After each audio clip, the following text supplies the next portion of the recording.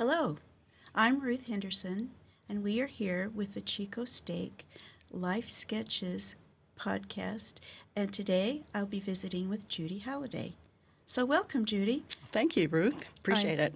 We're really happy to hear all about your life. You've had an exciting one, and It was. you have. And so we'd like to start out with finding out a little bit about your childhood, or maybe start with your parents. Tell us a Okay. little bit about them. Well, my mother was Russian, and her grandfather, Simon, was from Ekaterinburg, and he was up by the Ural Mountains in Russia. And he was well educated and well-to-do. And he had her grandfather, his name was Simon Peter, and he was a hard worker, went to school, and was very well educated. And he married a gal, Anne, who had a very rich heritage too, because her parents owned apartments, and they were well-to-do landowners. And so then her mother was born from them, and she was very well educated, learned 5 languages, and very smart in school, hard schools. And when it was time to get married for her, she married a guy that had only had a 3rd grade education. So Wow. from that heritage, you could see that they were probably horrified to think that she was going to marry somebody with a 3rd grade education. And he was Estonian, and he spoke Estonian. And through his life, he never spoke another language other than Estonian. I remember sitting on his lap as a little girl, and he talked to me, and I had no idea what he was saying. I had to look at my mom. Luckily, she knew that language and the Russian language, and she was able to tell me what he was saying. I felt so bad because I loved my grandpa, but I didn't know what he was saying. It was kind of an odd situation. Her mother wasn't very well in her later life. In her 40s, actually, 30s and 40s, she had epilepsy and happened to go to the hospital when my mom caught pneumonia. And then at that time, it was World War II, and so there was no penicillin for her to have in the hospital to get over pneumonia.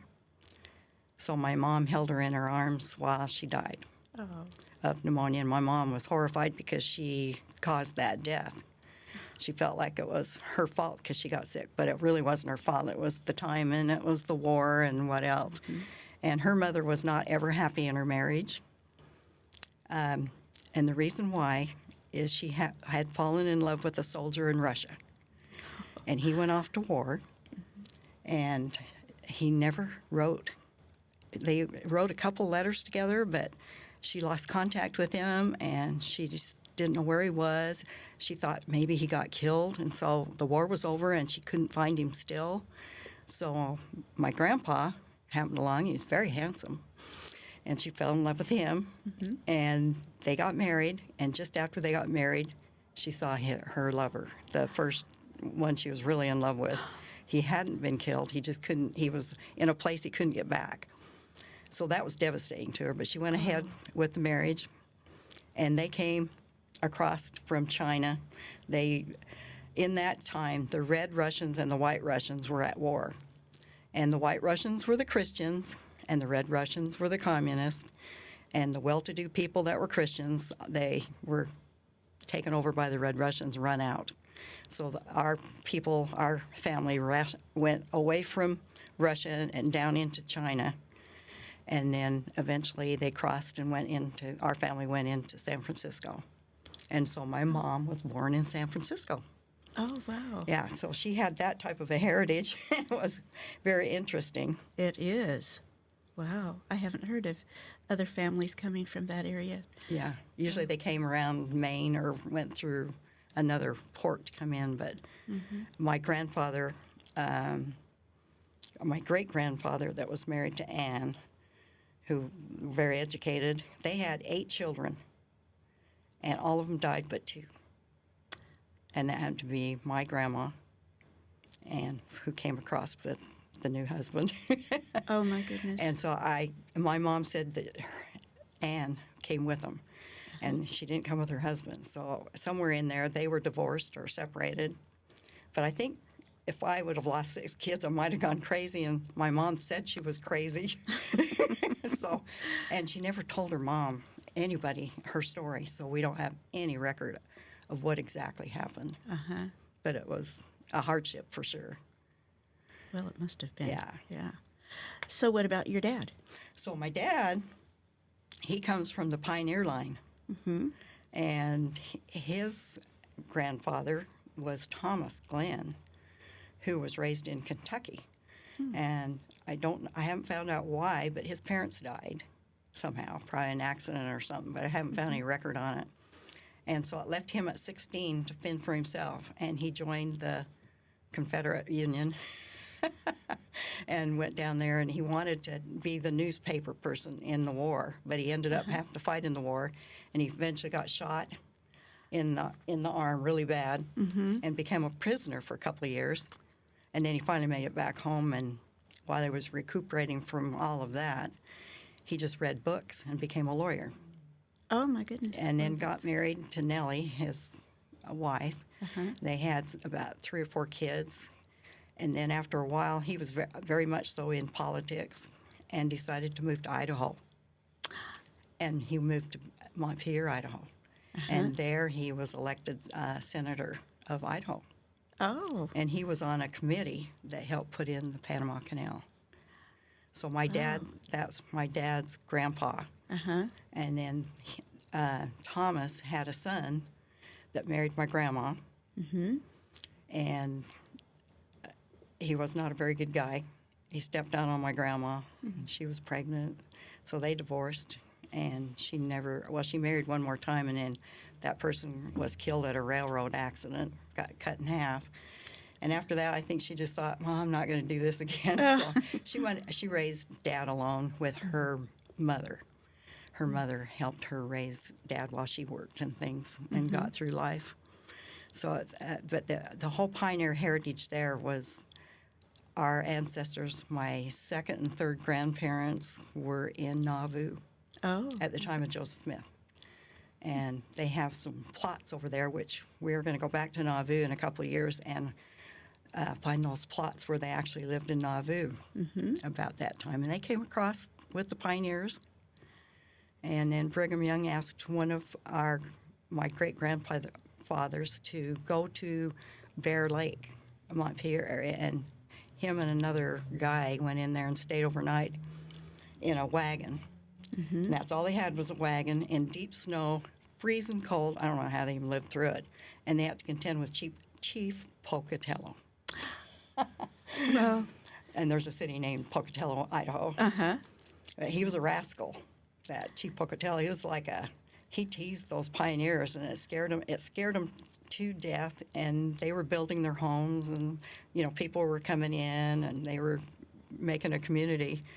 And it was so bad that they finally had to tell Brigham Young, hey, we got a problem with Chief Pocatello. He's scaring everybody, and you won't leave him alone. So Brigham Young invited Chief Pocatello to come to Salt Lake, and they treated him like royalty and fed him and gave him gifts. And then when they got him so he's feeling comfortable with them, Brigham Young said, can you please kind of lower the anxiety of the people over there and not do this and that and jump on their beds and run through their houses and scare them to death. He said, you're scaring them to death. And so he promised. He says, okay, I'll do that. So after that, he settled down more, didn't scare him anymore. But that's how Montpelier and Bear Lake area got started. Oh, that's and so I have interesting. a lot of relatives there in the cemeteries. So your dad and mom, how did they meet there? My dad was in the Navy, and he was stationed in San Francisco. And my mom was a person that liked to work at the shops where the dress stores were, and she loved fashion. And they wanted canteen girls to go in there and dance with the servicemen, the Marines, the Navy, the Army.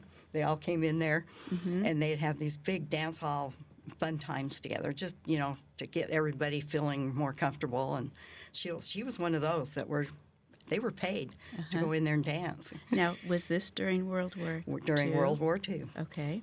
And so that's where my mom and my dad met. Okay. And so actually he was engaged when he was there, but he met my mom, and they hit it off so good. And they did a lot of dancing and a lot of talking, and then he had to leave. He left for 2 years, and they wrote the whole time, and that's where my dad was stationed in New York. And when he was younger, a professional Olympic skater came to Montpelier, Bear Lake area, and taught him how to ice skate. He already knew how to just straight skate, but he taught him how to do tricks on the ice. And my dad was so athletic, he caught right on and could do it. I mean, it was just something he could do. And so when he was in New York, he went to the New York ice arena and was just skating, doing his thing. He could do flips and splits and twirls, and he could do everything. And it happened to be that the guy that was in charge of the program of the Ice Follies of New York was there.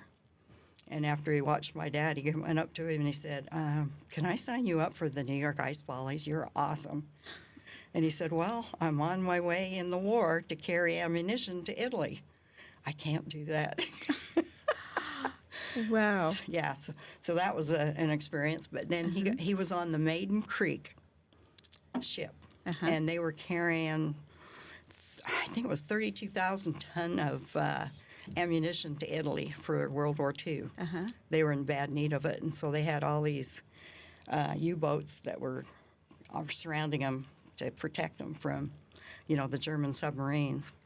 And they went across the Atlantic Ocean over to Italy, and they were scared because they thought they was going to get blown up, but they made it. And then they didn't know how they was going to dock. My dad said they was really scared to dock because the German planes were flying, everywhere. And they thought they was going to get bombed there, but Heavenly Father protected them. He caused dark clouds to come over that whole area, and they couldn't see them in the dock. And they got all the ammunition off. And they actually got to stay there for a little while and kind of tour around some of the areas because it was out of the area where they were firing all the ammunition. So I got to see a few things of that city in Italy. Well, they went back on the ship, and then they went down by the coast of Africa, and they were just sailing on thinking, man, I think we made it out of here, maybe, hopefully. And they got hit by a torpedo from a German sub. And it pretty much locked the ship up. It took it in a spike position, and it hit it so it was sinking slowly. So when it first got hit, they all jumped off the boat, and there was people on the side that kind of saw that coming that took boats out there to help them. And then, for some reason, the captain of the ship thought he thought maybe it wouldn't sink and they need to get back on it and then have a bigger ship pull them out, just pull them to the shore. Well, that didn't work because two more torpedoes, once they got back on the ship, 2 more torpedoes hit. And the Germans were just waiting to see what they were going to do, and they got back on the ship. So they shot 2 more out, and then that killed a lot of them. And the ship went down faster, and the rest of them had to jump off. My dad said he had, I think he had $1 million. He was with the captain. He had $1 million, his life jacket on, and they were trying to save the money, and swam out away. And it was a good thing my dad was a super swimmer. He said if he hadn't been a really good swimmer and learned it when he was young, he would have never made it. But he was able to swim against that current until he got out far enough that he could get rescued. So he was rescued, and then he had to go to Africa there, and he got shrapnel from the blast in his leg. He said there was screaming and body parts flying, and everything was going on. It was awful. But he made it, and a few others made it, and they walked across to Africa and was saved, and eventually got back to the United States embassy where they could get back on another ship and come back to America. Oh, my goodness. But he had quite an experience. He did have a harrowing experience. I'm glad he was saved. That's great. Well, okay, so now, where were your mom and dad married? Okay, they were married in San Francisco, and then my mom was from the big city, and my dad took her back to St. Anthony, Idaho. That's where his mom was. And he was working there as a shoe salesman. So after all of this taking place in the Navy, he was back a shoe salesman. My mom got a job with a lawyer there, and she had never seen such a small place in her life. You know, she saw one strand of lights, and she said, "Where's the Christmas lights?" And he said, "That's it." And so she had to get used to deep snow and cold weather and out in the middle of nowhere. Well, I'll bet it was small for her. It was shocking for her, but you know, when you're in love, you don't even care. Yeah. So is that where you were born? That's where I was born, St. Anthony. And I had a brother born in St. Anthony, too. We lived there about 5 years.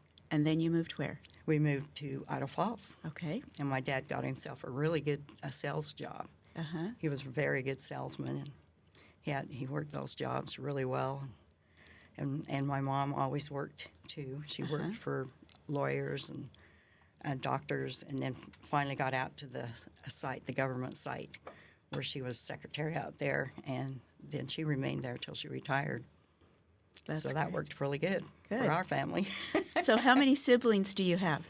So I have 2 brothers and 1 sister. And we really weren't very close. I was the oldest. I was close to my brother, and I loved my brother a lot. I loved all my siblings a lot, but him and I were like 2 years apart. And honestly, my brother is the best dancer ever. So I loved, and I don't think very many sisters would say they loved dancing with their brother, but I did. We loved it. He was very musical and very good dancer. So we had a lot of fun at stake dances together. Well, that's really cute. Isn't it? It's different. That is nice. My brother and sister were very close like that, too. Not dancing, but very close like that. Okay, so tell me about your young years with your dad. He taught you some unique things. Tell us about those. He taught in St. Anthony when I was little. Well, first of all, he raised rabbits and chickens, and so that's what we ate, rabbit and chickens. And then he liked going out with his .22 and shooting rabbits, and he'd take me with him. I thought it was pretty cool. And so I've always had a love for guns. And so we're one of those that shoot at the shooting ranges and concealed weapon type thing. Good. But it's always been a fun thing for us, our whole family. My mother was not part of that, just my dad. She didn't. So did your brother shoot along with you? Or? I know my brother did a little bit, I think, with my dad, but he never went ahead and has done anything with guns. He wasn't as fascinated with them. But I was, and my sister became fascinated with them too, so she was into that. And my brother, my youngest brother, is really good at that too. Good. Okay, was your mom and dad, tell me about that, were they both members of the church? My father, being a big line of pioneers, yes, very much so. And your mother? And my mother, no. In Russia, they were Russian Orthodox or Greek Orthodox, you could say, because that's about the same religion. So if they couldn't find a Russian Orthodox church, they go to the Greek Orthodox. Oh. And so when my grandmother passed away,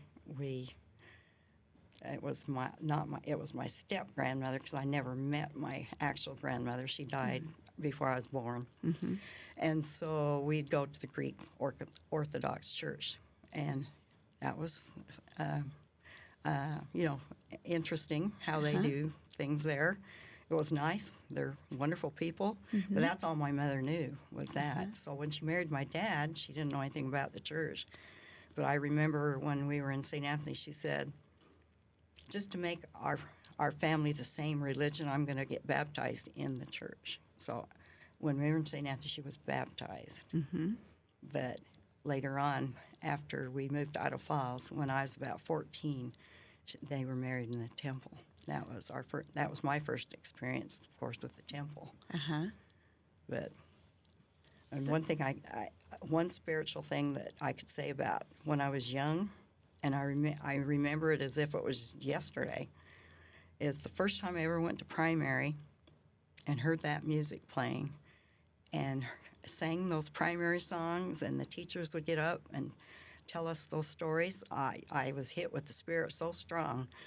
I could never deny it, ever. From the time I was 3 or 4 years old, I just remember that's when I was converted. There was no doubt in my mind that church was true, and I felt it every time I went. It was a special experience for me to go to church. That was a gift you were given Yeah, it was a to gift. know from the Yeah. early age like that. That's wonderful that your family then were united, and all of your family members of the church. Yeah.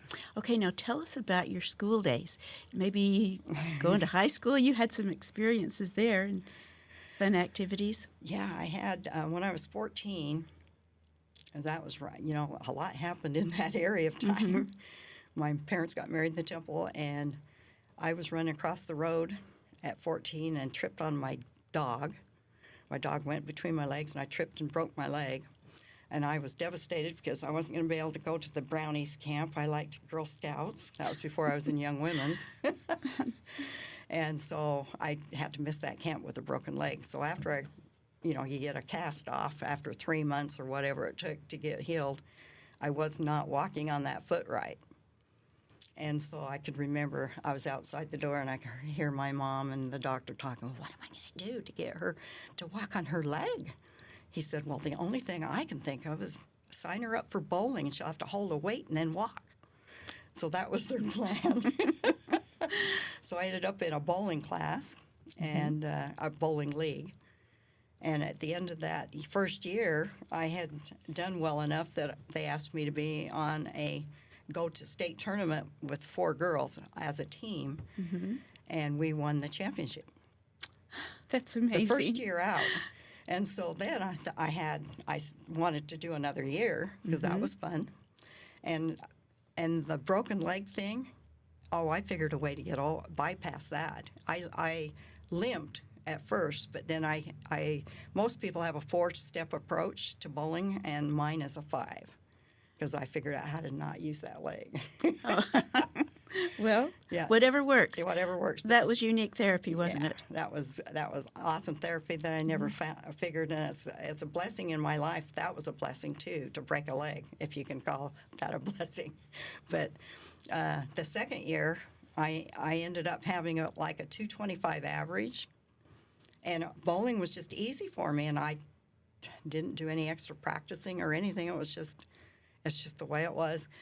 And so I was the one that was picked for them. I went to the state tournament, won first place, and our team won first place too. And me and 2 boys that had also 2 other boys, the 3 of us went back to Washington, D.C. to nationals. And our senator, we got to eat with our senator there and tour Washington, D.C., and that was a big deal. That was an amazing opportunity. That's a big for deal me. for anybody to be able to do that. That was shocking. I was 16 at that time. Oh, wow. So now you had some other activities in high school. Tell us about those. Well, when I got into high school, my PE teacher thought I should try out for drill team. And I thought, I didn't know anything about drill team, and I thought, I don't want to do that. And so the day of the tryouts, I tried to sneak out of the high school.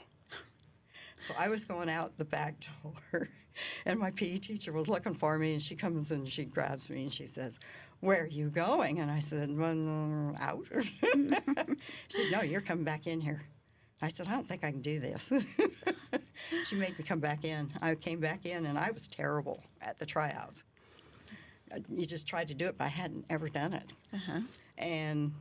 But I was picked. They picked a bunch of girls to be on the team, and I was picked, and I'm like, oh, I wonder how that happened. But it was also another blessing in my life because I didn't know I liked to dance and do that type of thing. But after a while, I caught on to it, and it was really a lot of fun and loved it. And so I always came to practice and tried not to miss and do as I'm told. Well, the senior girls decided that I was going to be in my senior year, and they were leaving. So they all got together and told me that they wanted me to be the president the next year because I was always there. And the funny thing about that was there was 30 girls on the team, and there was only 5 of us that were LDS. In Idaho? In Idaho, yes. Of course, I this is what some people called that team as a snot club. And I still kind of call it that because the girls were kind of snooty, and so they were asking me to be the president of those girls. And I thought, oh my.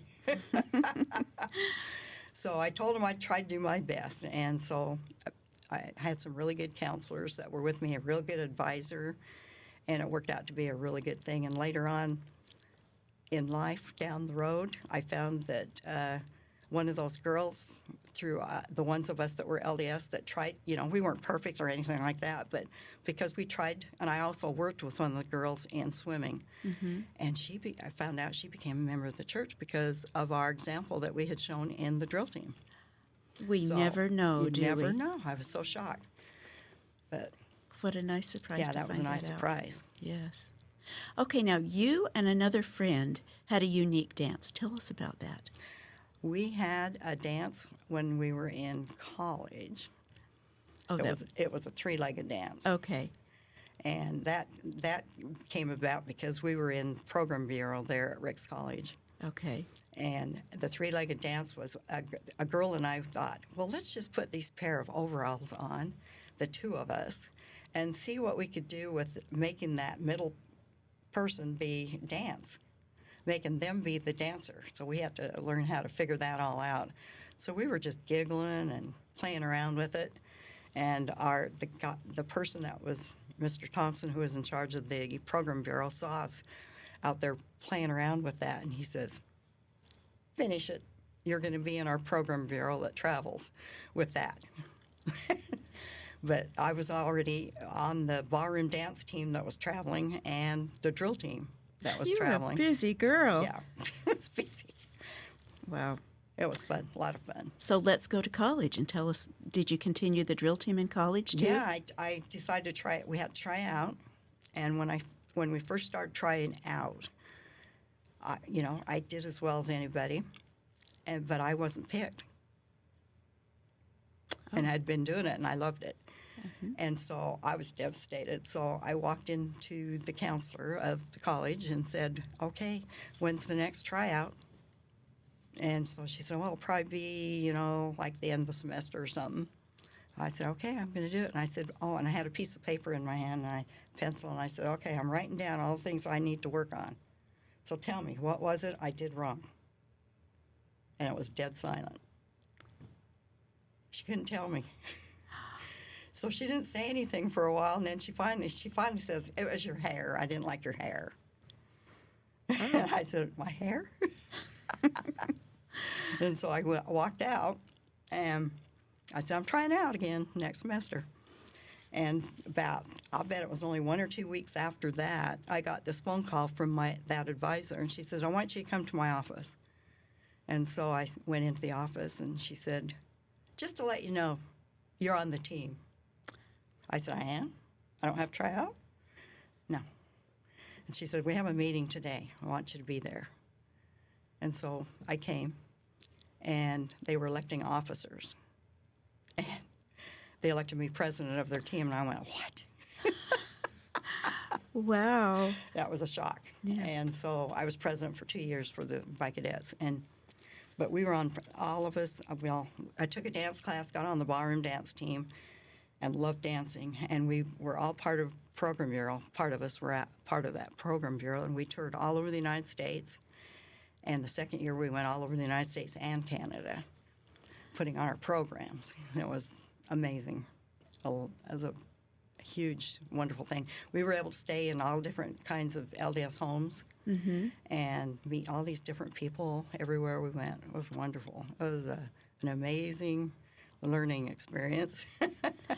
Now let's clarify where you went to college. Oh, yes. This was at Rick's College. Rick's College, which is now BYU, Idaho. Right. Wanted to clarify for those that what they call it now. And that was a 2-year college then. Yeah, it was a 2-year college then, and they had all the sports then, the football team, the basketball, girls basketball, boys, the volleyball teams. They had rodeo club. They had everything there. And at that particular year, we were almost first place in every sport in the nation. Oh, my goodness. Why did they get rid of the sports?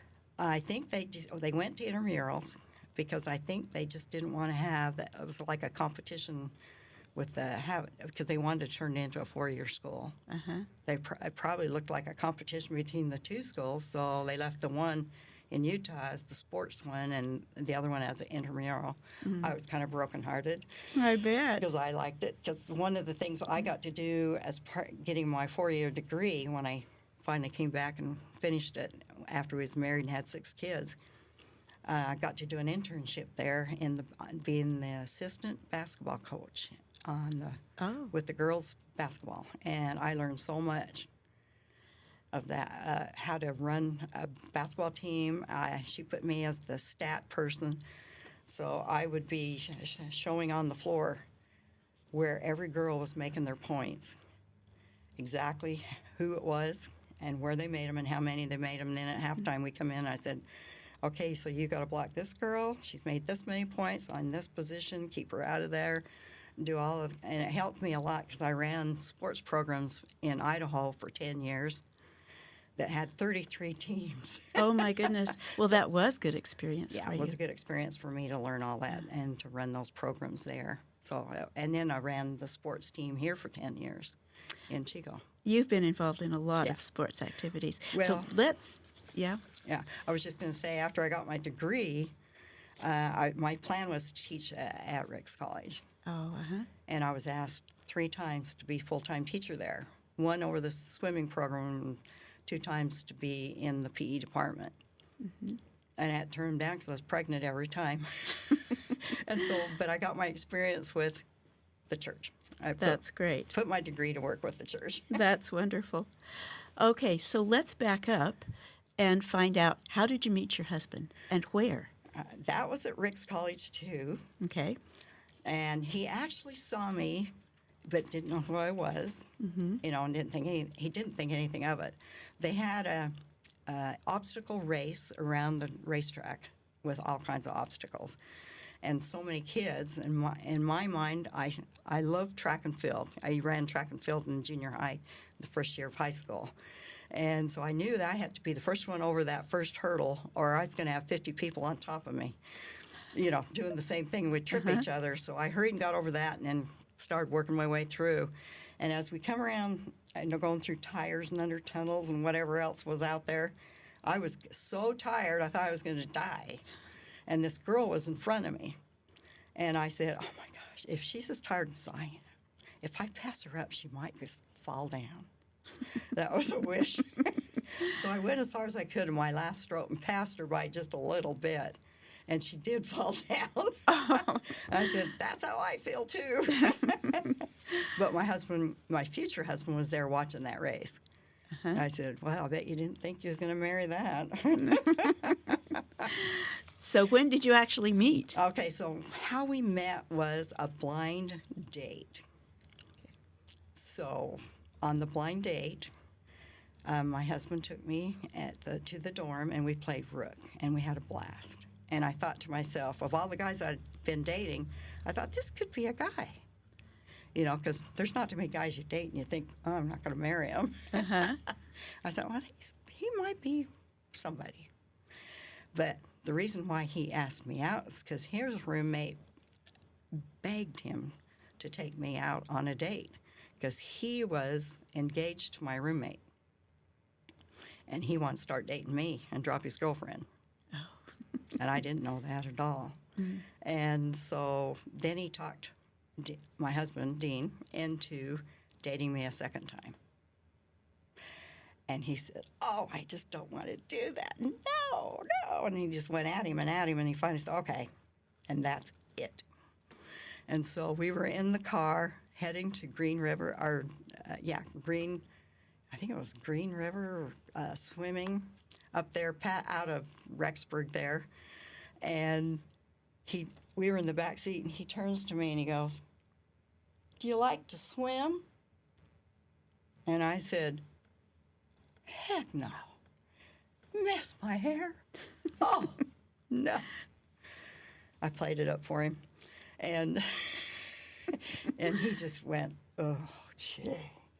He was like, oh. And so I said, I'll meet you in the shallow end when you come out. And so he comes out, but I hurried and got dressed. And what he didn't know was I was a swim instructor and a lifeguard, and that's how I put myself through school and did it all through high school.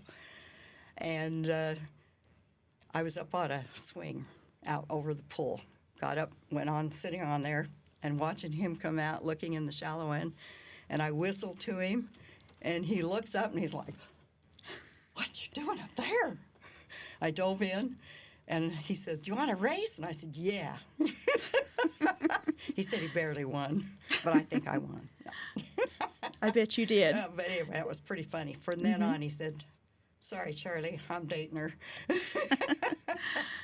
And so then you dated pretty frequently after that. After that was pretty much it. And how long did you date before you were married?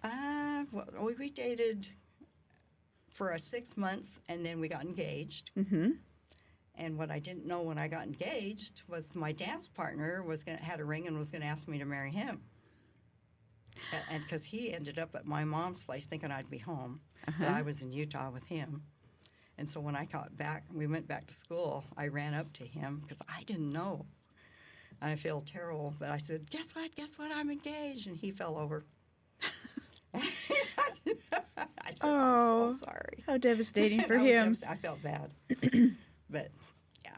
But then we got married right after we finished that school year. So we met in our second year, or my second year of school, and we were married that summer. Okay. But he had to wait for me to get back from that's when the end of the school year, we took our tour through the United States and Canada, and he had to wait for me to come back, and I let other people take care of the wedding stuff, and I just walked off and came back and got married. Oh, my goodness.